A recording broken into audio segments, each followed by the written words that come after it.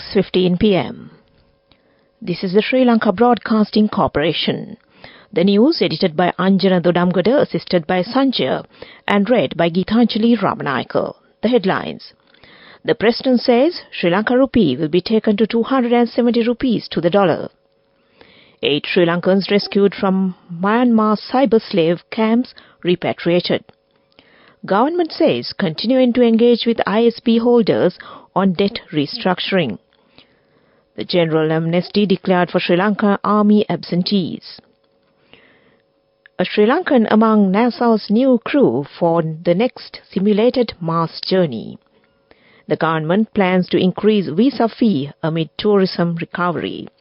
Foreign news, Indonesian volcano eruption forces evacuations, airport closure. And sports, women's cricket, Sri Lanka register highest successful run chase in women's ODI history.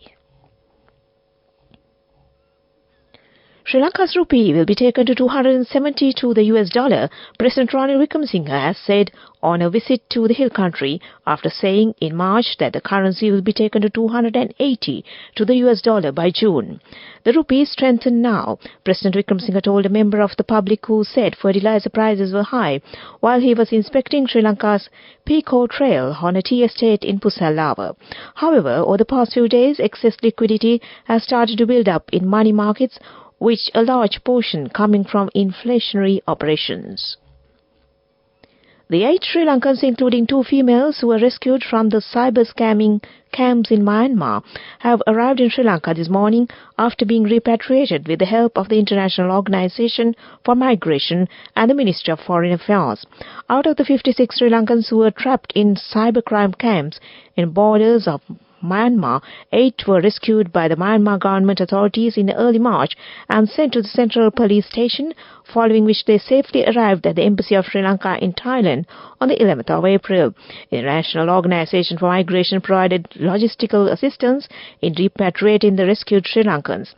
The Sri Lankan Embassy in Myanmar, through Eden Foundation, a charity organization based in Myanmar, provided them with food and other necessities during their temporary stay at the police station following the rescue from the traffickers. State Minister of Finance Jahan Semasinghe yesterday said that Sri Lankan authorities continue to engage all debt restructuring negotiations in good faith within principles of equitable treatment among creditors and with maximum transparency within the norms of such negotiations. He added that it is well understood that given the price-sensitive nature of the negotiations and according to market regulations, discussions with the group and its advisors are to be conducted under non-disclosure agreements. This evidently restricts the ability of the government to unilaterally report about the substance of the discussions. This news comes to you from the Sri Lanka Broadcasting Corporation. The Sri Lanka Army, on the directions of the Minister of Defence, has declared a general amnesty for all Army absentees, enabling them to receive an official discharge from their service.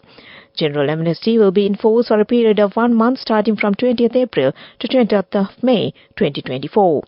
During the officially declared general amnesty period, Army absentees have been provided with the opportunity to legally discharge from the Army in coordination with their respective regimental centres. Meanwhile, this general amnesty is applicable to all officers or other ranks who have been absent without leave prior to the 2nd of April 2024, according to Sri Lanka Army. A Sri Lankan scientist, Pumi Wijesekara, is among the new crew of 4 volunteers selected by NASA to participate in a simulated mission to Mars within habitat at the agency of Johnson Space Center in Houston. Pumi Wijesekara will be part of the primary crew selected to participate in the simulated mission to Mars. She is a postdoctoral research scientist in the Radiation Biophysics Laboratory at NASA Ames Research Center in California, Silicon Valley. Her research focuses on developing tissue models to investigate the effects of space flight stressors, including ionizing radiation and lunar dust on the human respiratory system. And that ends local news for now. The main news story is brought to you by Sinhala Veda Mahatmya. The government has hiked the standard tourist visa fee by over 100%, coupled with a shift to a global processing company, which has raised eyebrows among industry stakeholders. The announcement came on Tuesday with the Immigration and Immigration Department unveiling the new visa procedure and the launch of an online visa issuing system, which came live yesterday. However, the move to global processing company has resulted in higher visa fees, drawing mixed reactions from industry players. On 11th of September, the Cabinet of Ministers approved to make crucial decisions regarding the appointment of an authorized agent for online. And that was the main news story. The main news story was brought to you by Sinhala Vedamahatmya. In Watchlight this evening, Sri Lanka Police say the general public can provide any information regarding environmental destruction via the hotline number 1997 and 1981. Police said steps have been taken to inform people regarding the matter, since the information provided by the general public plays a major role in operations carried out in relation to environmental destruction. The illegal mining activities, environmental damage caused by factories, and sound pollution have had a severe impact on the environment and wild animals. Accordingly, the hotline number 1997 of the Police Special Bureau and 1981 of the Central Environment Authority has been introduced in order to receive information and complaints regarding such environmental damage caused by people. And that was Watchlight. Coming up, World News.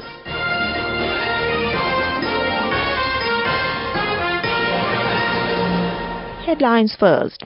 Indonesian volcano eruption forces evacuations, airport closure.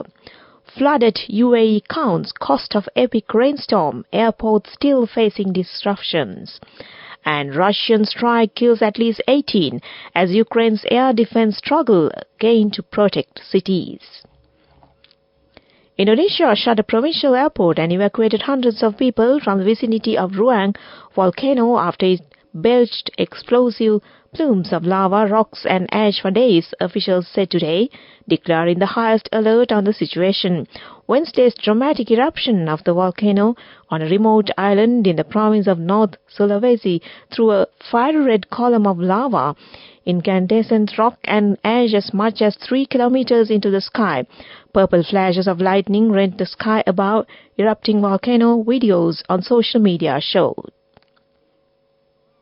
Emergency workers tried to clear waterlogged roads and people assessed the damage to homes and business today after a rare epic rainstorm swamped United Arab Emirates. Dubai International Airport, a major travel hub, struggled to clear the backlog of flights, and many roads were still flooded in the aftermath of Tuesday's rain. The rain was the heaviest experienced by the Gulf state in 75 years that records have been kept.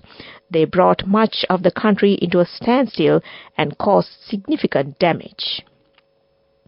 Ukraine President Zelensky and Russian missile strike killed and injured nearly 100 people in the city in northern Ukraine, an attack that could have been prevented if Ukraine was provided with better air defense. At least 18 people were killed in yesterday's strike and 78 others were injured, including 2 children, Ukrainian officials said. Search and rescue operations were completed Thursday with 37 people still in hospital. And back to the headlines of the world news. Indonesian volcano eruption forces evacuations and airport closure. Flooded UAE counts cost of epic rainstorm, airport still facing disruptions. And Russian strike kills at least 18 as Ukraine's air defense struggle again to protect cities. And that was world news. On to development news. The Central Province Tourism Department has planned to develop the Kadugannawa city, which is the main access to the Central Province and the surrounding areas, into an attractive tourism zone.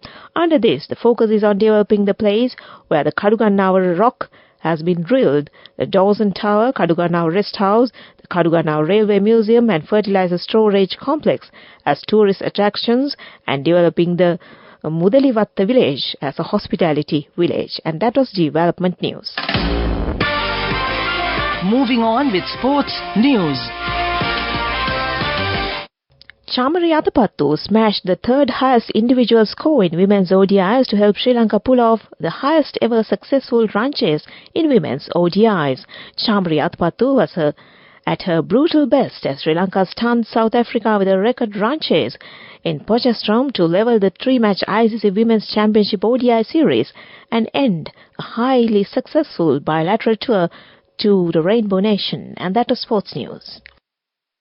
Go ekak thiyana youth eකට life එකේ change එකට නියමෙට set වෙන්න ඇස් වහගෙන දැකපු හින හැබැ කරන්න youth එකට නියමෙට set වෙන friendship එක මෙන්න.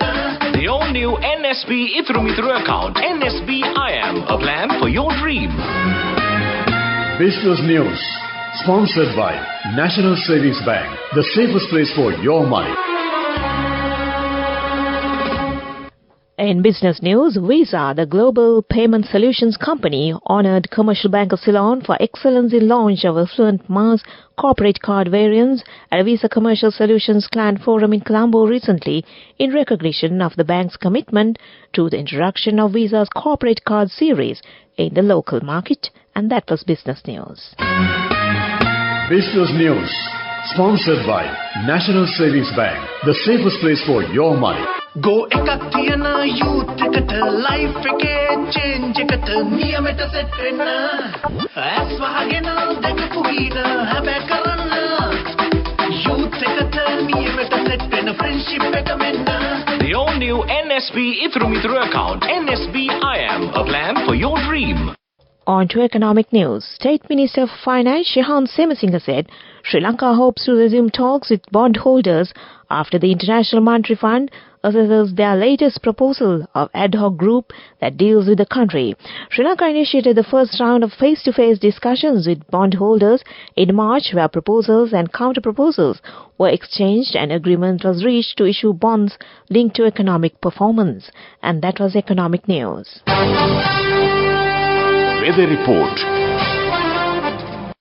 Showers or thundershowers will occur at several places in the western and Sabaragamu province and in the Galle and Madra district in the evening. Showers or thundershowers may occur at a few places in the north central, central and northwestern province and in the Mana district during the afternoon or night.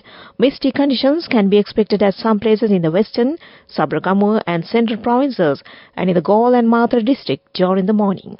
And that was the weather report. Prior to concluding this news broadcast, the headlines again. The President says Sri Lanka rupee will be taken to 270 rupees to the dollar. 8 Sri Lankans rescued from Myanmar's cyber slave camps repatriated. The government says continuing to engage with ISB holders on debt restructuring. The general amnesty declared for Sri Lanka Army absentees. Sri Lankan among NASA's new crew for the next simulated Mars journey. The government plans to increase visa fee amid tourism recovery.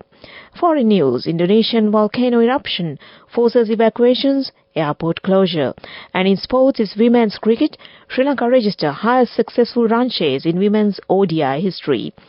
Well, with that we end this news broadcast from the Sri Lanka Broadcasting Corporation.